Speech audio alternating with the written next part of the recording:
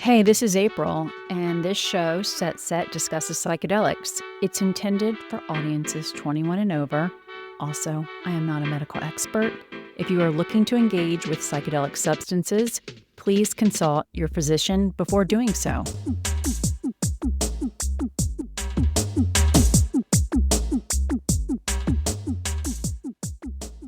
If you're watching this as a video, you'll see that I have found the one spot in my house that has some light at this moment in the day because it was kind of a big weekend. My birthday is on Friday and we had a big party on Saturday night. So looking for the best lighting. Welcome to the podcast where I get to do exactly what I want. So lucky. This week's theme, it's a big one, mask off, authenticity for real. Of the 12 weeks of the Microdosing for Midlife series, week 5 was by far the one that I received the most correspondence about. And I think that's because so many of us are living a life that we decided was correct or right well before we were even an adult.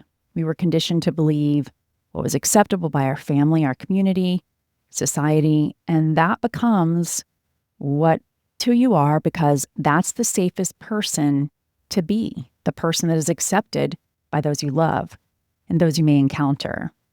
And then you wake up in your 40s, which is also known as adult adolescence, and you start rebelling against the person, the life that you've created for yourself, because it's rooted in others' expectations and others' ideas of what will work for them.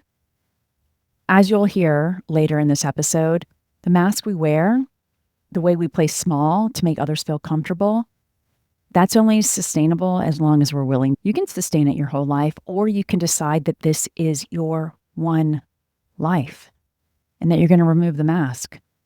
This piece was not easy for me to write last summer. It's something that I've been integrating for years, and I thank you for listening. For those of you in Seattle, please join me this Thursday for Psychedelic Salon at Town Hall Seattle.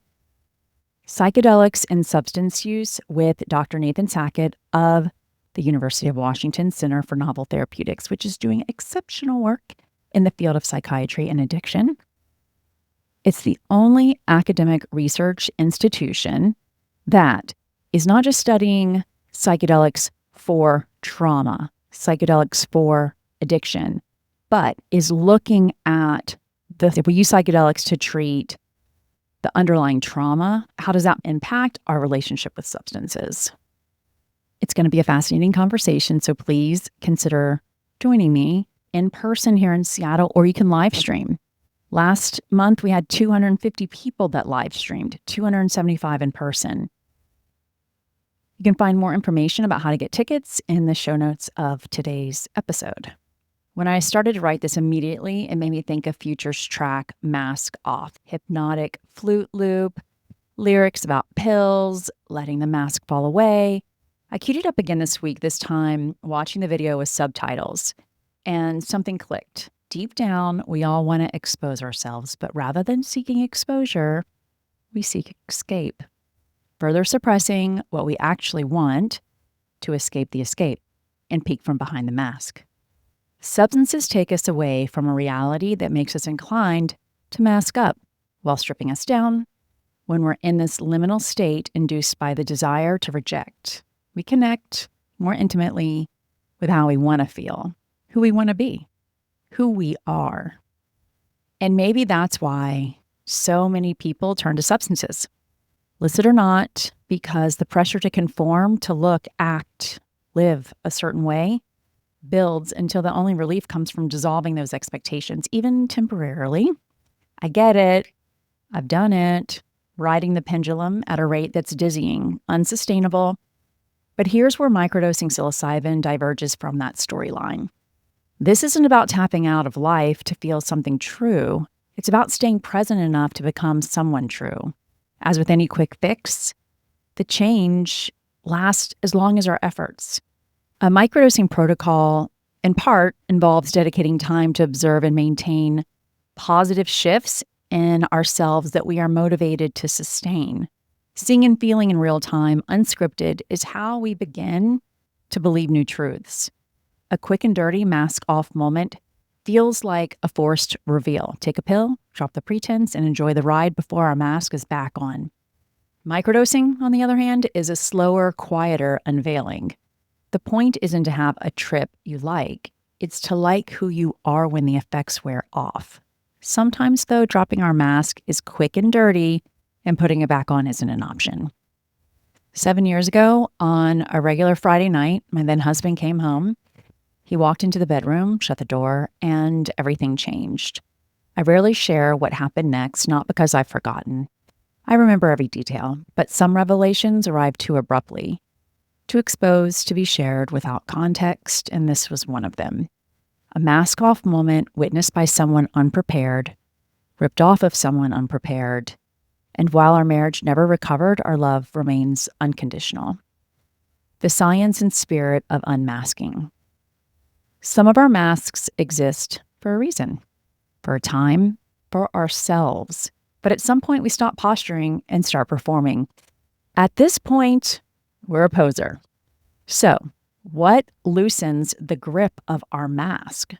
Reducing activity in our default mode network, the DMN, the part of the brain that fuels our looped thoughts and our ego, can be a first step in playing peekaboo. Listen to episode 41 of this podcast, Psychedelics and the Ego Death Experience, to learn more about the impact of psychedelics on the DMN, our brain's motherboard. During a microdose, your DMN quiets down. You may begin to notice the yes that's actually a no, the truths you swallowed because they were easier, the ways you made yourself smaller to keep others comfortable. These realizations reshape how we see our world, and when what we see shifts, so does what's possible. And that brings me to a very unexpected bridge. Quantum physics. Science, as you can see, all or nothing. In the double slit experiment, physicists wanted to know if light behaved like a wave or a particle. They fired individual photons, which are light particles, at a barrier with two slits and observed the pattern made on a screen behind it. When unobserved, the photons acted like waves, producing an interference pattern with multiple lines, like ripples overlapping in water. This suggested they were in a state of potential, able to pass through both slits simultaneously. Pure possibility. But when the scientists observed the photons, they acted like particles, choosing a single slit, landing in a single line. Possibility collapsed into one fixed outcome. In essence, the act of observation changed the outcome. Now zoom out. What if our beliefs about love, safety, success are like the observer? What if the reality we live is the one we keep watching for? The nervous system trained to expect chaos will create chaos. The body conditioned for urgency will manufacture crisis. The consciousness that doesn't trust joy will sabotage it before it sticks. I'm raising my hand with all of these PS. And here's where psychedelics comes in, not as a fix, but as a flashlight. Because if observation changes reality, then self-witnessing, what we've called in previous episodes of this podcast, curating the witness, mask off, ego softened, becomes a revolutionary act. In this framework, microdosing becomes an act of observation, noticing the reenactments, the inherited settings, and then choosing again and again to tune into the wave, to stay open to multiple outcomes, to be more potential than particle. What happens when we take off the mask? Our nervous system begins to regulate. We speak and hear uncomfortable truths with less panic. We start to recognize that our identity, our ego, isn't bad. It's just built for a context we no longer live in, what we know and what we don't. Microdosing psilocybin may lower activity in the DMN, offering a break from looping self-judgments. Ego softening can increase access to truth, empathy, and more aligned decision-making. Neuroplasticity is enhanced during the microdosing window, making it easier to rewrite old narratives. I'm breaking from the script. This is something that I read actually just today, and it's a good reminder for all of us. The medicine the neuroplasticity, it doesn't make the change. You have the opportunity to choose differently over and over and over again until the choice becomes natural. This is something that I continue to work on, the ways in which my choices impact my health and impact those I love. You have to choose differently. And then what happens is that you see that life is different when you make a different choice. And this is the tricky part. If my nervous system vibes with chaos, I grew up in a loving family that wasn't always predictable. When I would visit my dad, love you, Dad, but it definitely created a nervous system that thrives in chaos or has the ability to. And so I seek that out because it feels like home. So the hard part is retuning your nervous system. That's why you're choosing differently. You're choosing differently so that you're imprinting something new on your nervous system. You have to accept, in my case, that feeling relaxed and safe is not boring. Truly, that is the fix that I'm constantly pressing up against. That chaos and excitement feels like you're living, and knowing what's coming next, it feels like a certain death. I'm working on it. I'm getting better at it. I am 50 on Friday, so I think I'm close. Okay, we're going back to the piece. Flow states are more accessible when we're not performing but perceiving. Flow isn't about peak productivity. Flow is what happens when you stop reenacting old patterns and start living in resonance, vibing with what's actually real for you now, which is, I want to feel safe. And that realness, that I want to feel safe, that's my truth, but it's not always comfortable because it's boring. Isn't always comfortable, but it's always alive, even if only behind the mask. This work may reveal the kind of self who doesn't just emerge when the dose kicks in, but lingers after it wears off. The self that knows what enough feels like, who chooses what and whom to carry forward. Thank you for being here and for listening. If this episode resonated, I invite you to share it with someone you know who's navigating midlife and quietly asking bigger questions.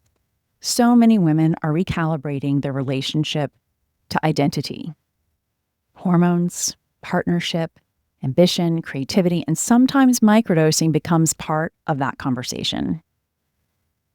Set is a trusted resource for medicine and education, grounded, structured, and integration forward. If you're looking for thoughtful guidance, you can find it at getsetset.com. And for the Psychedelic Salon, you can attend in person here in Seattle, or you can live stream.